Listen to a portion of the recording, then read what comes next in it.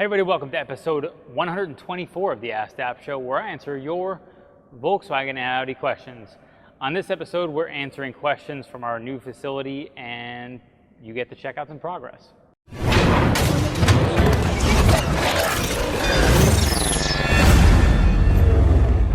Okay, so before we get into our questions, you can see behind me, this is our warehouse. We now have walls. Previously, if you saw, we actually only had a second floor and studs and all that stuff, so you can see a little bit of what's going on back there with the new warehouse. They actually just ground our floors down today, and tomorrow morning they're going to be redoing our floors epoxy for the warehouse. And so we will have a bunch of progress, and as we're going through this video, I'm going to try to shoot from a few different spots so you can check out a few areas of the new location. A user via YouTube says, I wish you had more compare videos, like why P3 is better than ScanGauge 2 or Autometer Dashlink. Okay, so comparison videos for things like the P3 gauge and other comparable products. So to me, there really aren't any comparable products to the P3 gauge. The main thing that I'm thinking, the two you mentioned, I don't know a ton about, but I looked at them briefly just to get an idea of what they are. And they have kind of a similar idea where it's OBD based,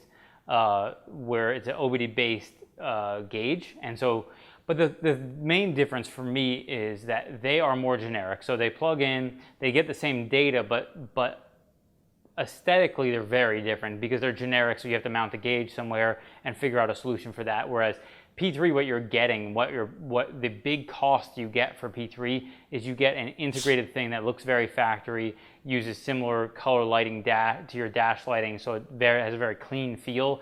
And to me, that's really what you're paying for when you get the P3 as a product. Is there's other comparable generic stuff that's cheaper, but when you're putting something like that into an Audi, you want it to feel nice, or Volkswagen or whatever. People who like to keep their cars super clean inside. What you get with the P3 gauge is accomplishing that. So it's almost, to me, I envision it like much like you would a car, where you could go buy a Kia, which drives you from point A to point B, but you buy a Volkswagen or Audi because you like the car. So, you know, similar thing is just something that will get you around is very different than something that you actually really like. Bryce via YouTube says, I've never had issues with parts that were 50% off dealer parts. Thousands of miles ran with many aftermarket parts and everything is working great. I think people just don't like the competition. Now, I do agree some parts are shit. I just got to know what to look for. I always buy on eBay. What I've seen is a lot of eBay manufacturers like to sell directly. I mean, who are the manufacturers that you order from? Okay, so this comment was on a video I shot a long time ago talking about timing chains. And really the reason why I shot the video is because someone who I knew at a dealer locally said, hey, my customer bought this kit off of eBay of timing chains, and then it had failed shortly after the installation. That was something I wanted to bring up because I think a lot of people don't understand necessarily that when you see something that's a part, just because it's the same part as in it fits the same applications, it's not the same part.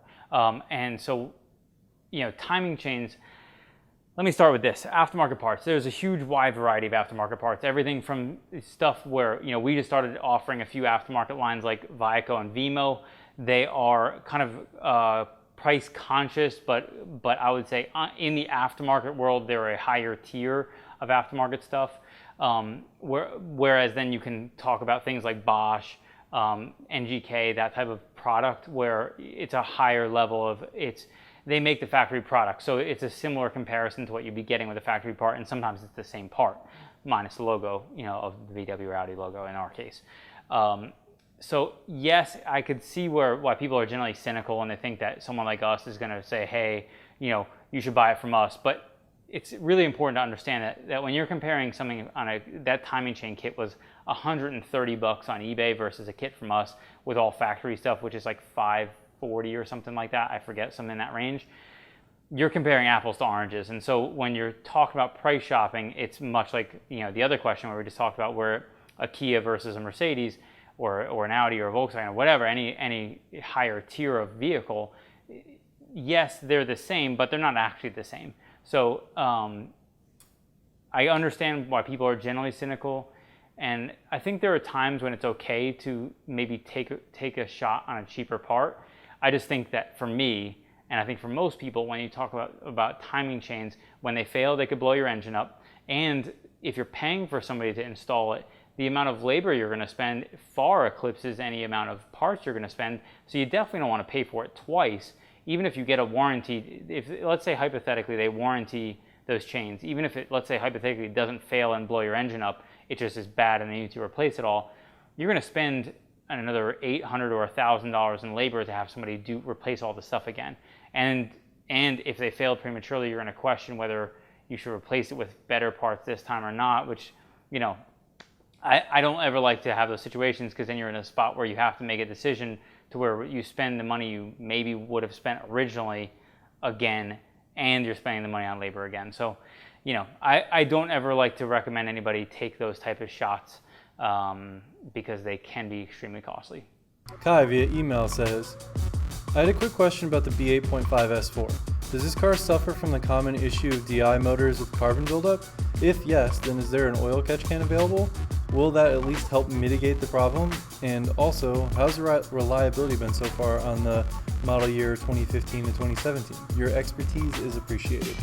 Okay, so catch can for a S4. So there are not any catch cans that we offer for S4s. It is a direct injection engine, but it doesn't seem to be plagued with the same type of carbon buildup issues as what you would find on 2-liter turbo engines, both FSI and TSI cars. Both of those had pretty prevalent issues that you would have to service probably every 60 to 80,000 miles roughly. Part of what I suspect the reasoning for that is because it is a forced induction car, but it's not a turbo car. And so turbo cars tend to leave some oil in the boost pipes, which will then eventually make its way back into the intake. The lack of fuel spraying on the back of the valves creates that issue where you get carbon that just builds up over and over and over again as the PCV system continues to recirculate that oil into the intake. So it's not a prevalent issue on that car. I don't suspect it will be. The only carbon buildup issue on S4s actually is related to secondary air. There are issues around secondary air. We have a common problems article for the 3.0T engine, which I'll link to in the description, where you can check that out. But the secondary air system has some carbon buildup issues where you have to get that cleaned out. But that is only if you have issues with faults for secondary air, and not, you know, same issues that you would find with fuel mileage problems and that type of stuff that you would find for what you're referring to. So you should be all set. I know there are some that exist out there that I've seen, but I don't know how necessary they are, and I would say spend the money in other places since it's not super common, although any direct injection engine is subject to that because they don't have fuel spraying on the valves. User on Facebook says, so I just installed my FK springs and did an alignment. Do you guys think I need a camber kit for my rear tires? Here are my old tires. Okay, so this I actually thought was interesting. It wasn't a question necessarily directed at us, but I saw it and I thought I'd grab it because I thought it was interesting. So if you see the picture that he posted there, it shows the tire wear, and it's kind of across the inside edge through almost 2/3 of the tire. And so what I can almost guarantee you is this is not actually camber wear, this is toe wear. And toe is something that can kill tires really fast if it's out of alignment. Usually if you're gonna have camber wear, it's gonna be on the inside edge and it's gonna stay there. It's not gonna spread too far in, you know, assuming you don't have major camber, you know, issues. But I would almost never expect to see something that looked even remotely like this for camber wear. This is very likely to be toe wear, and again, as I mentioned, toe can crush tires super fast. So it's part of the reason why getting alignment is important, at least a few 2 to 3 weeks after you do a suspension install, like the spring install we did. You know, recommend within a short period of time to get a suspension or an alignment done on your suspension, because failing to do that might smoke your tires like this, and it might happen so quick that you're actually not able to realize how that it's happening before it's already destroyed your tires. Zafar via email says, new 2017 Mark 7 GTI this past January. While browsing YouTube, I came across your channel and subscribed to it. I even bought a few things from your shop. My question is regarding my new wheels I installed recently. Earlier this month, I bought 18x8 TSW Nürburgring wheels with 225/40/18 Falcon FK 510 summer performance timer.